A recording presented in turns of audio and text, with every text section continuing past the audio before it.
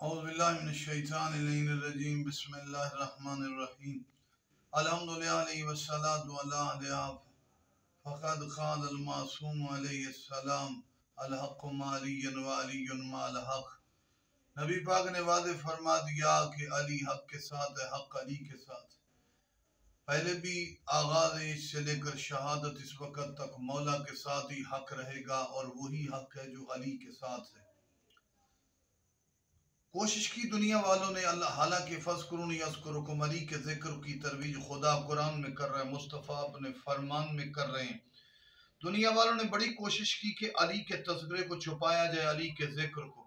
پھر جب دنیا علی پر ظلم کر کے بدنام ہوئی تو بڑی تکنیکی اور مکاری کے انداز سے علی کے فضائل اور مصائب کو چھپانے کی کوشش کی گئی، جبکہ آج حالات حاضرہ کے حوالے سے ہمارا حق بنتا ہے کہ ہم مولا علی کی وکالت کریں۔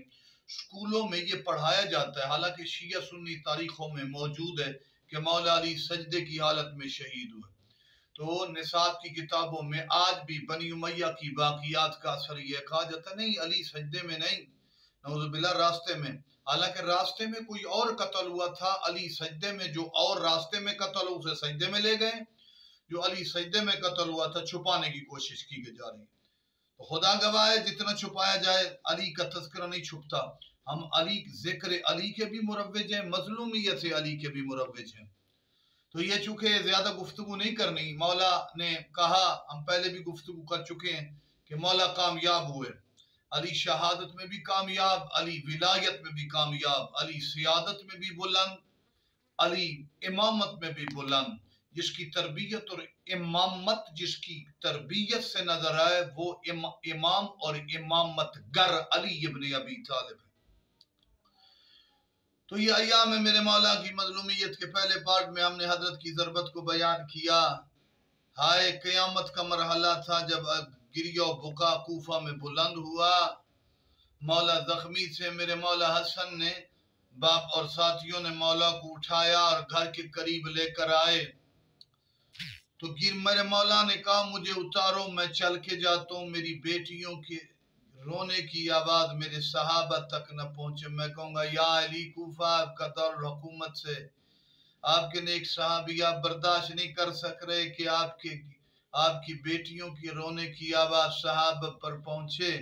مولا اس وقت دیکھے جب شرابی کا دربار تھا، آپ کی بیٹیاں دین کے تحفظ کے لیے شرابی سے بول رہی تھی۔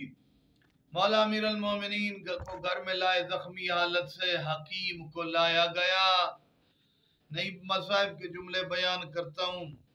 حکیم کو لایا گیا، کہا حسن مجتبیٰ کو کوشش کریں کہ بابا کو دودھ پلائے، چونکہ جو تلوار اس ملعون نے ماری تھی اس میں زہر تھا۔ کہا زہر کی شدت دودھ کے اثر سے ختم ہوگی، کم ہوگی۔ جب یہ سننا تھا کہ کوفہ کے چھوٹے چھوٹے بچے دودھ کے پیالے لے کر آ گئے، ہمارا آقا مولا علی جن کو مولا کھانا کھلاتے تھے، شفقت کرتے تھے، وہ بچے بے چین تھے۔ میں کہتا ہوں مولا آپ کو ایک ضرب لگی، حکیم نے کہا بچے اکٹھے ہو گئے۔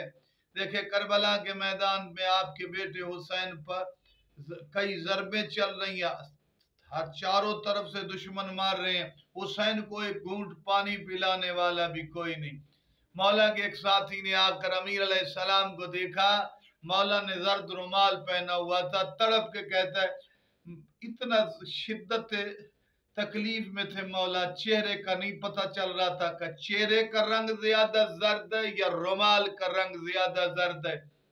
مولا نے وصیتیں کی، کائنات کے سلطان کی شہادت واقع ہوئی، میرے مولا کا جنازہ آگے سے اٹھا، علی کی قبر نوح کے طوفان نوح سے پہلے تیار تھی۔ ایک جملہ پڑھ کے ختم کرتا ہوں۔ جب بابا کا جنازہ لے کر حسن قبر پہ آئے، ایرانی وائز کے جملے ہیں، میرے مولا نے چیخ کر کہا، گریہ کر کے لوگوں بتاؤ آج باب مدینۃ العلم علی کہاں گیا؟ اللہ لعنت اللہ القوم الظالمین وسیعلم الذین